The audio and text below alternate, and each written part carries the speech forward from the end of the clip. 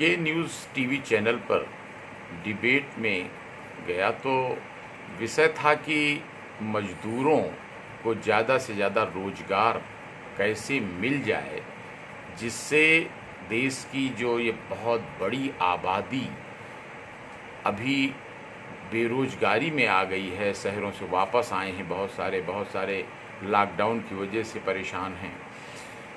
तो अभी तक तो फिर भी ठीक था, गनीमत थी कि फसलें कट रही थी, तो काफ़ी कृषि के क्षेत्र में रोज़गार मज़दूरों को मिल गया था। लेकिन अब ज़रूरत पड़ेगी कि हर गांव में काफ़ी संख्या में मज़दूर बेरोज़गार हो गए हैं, तो इनको कैसे रोज़गार दे दिया जाए।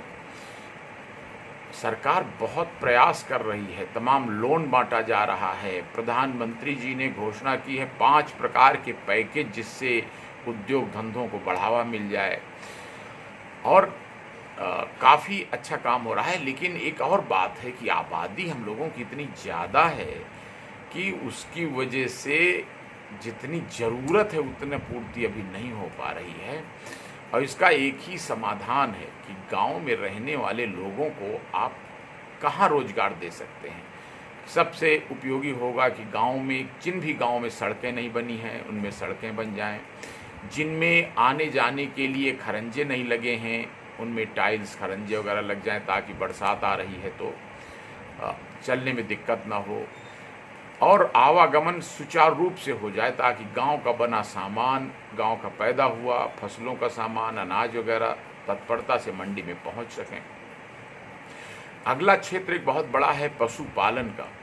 गाय, इस समय ऐसे भी गायें बहुत सी घूम रही हैं, लेकिन उनकी जो उत्पादन क्षमता है दूध की बहुत कम है। तो गायों के नस्ल सुधार, और काफ़ी बहुत छोटी छोटी गाय की डेयरी इकाइयाँ नहीं सफल हो पाएंगी, उसके लिए कम से कम 10 गाय 15 गाय ये इनको रख करके जब डेयरी चलाई जाएंगी गांव-गांव, तो इसमें हमारे देश के लोगों को पूरा ज्ञान है, यानी कि गायों का पालन कैसे किया जाए जानते हैं। इसी तरह एक फल संरक्षण का क्षेत्र, मुर्गी पालन का, मत्स्य पालन का, ये भी ऐसे क्षेत्र हैं कि जिनमें गांव के लोगों को पर्याप्त रोजगार दिया जा सकता है। तो मैं अपील करूंगा, जितने भी लोग इस स्थिति में हैं, ग्राम प्रधान हैं, सरपंच हैं और सेक्रेटरी लोग हैं गांव के, वो सब लोग मिल कर के प्रेरित करें जो लोग भी गांव में इस स्थिति में हैं कि इस प्रकार के काम करा सकते हैं, उनकी आर्थिक स्थिति ठीक ठाक है, तो मज़दूरों को काम भी मिल जाएगा और गांव में कुटीर उद्योग भी चल जाएंगे।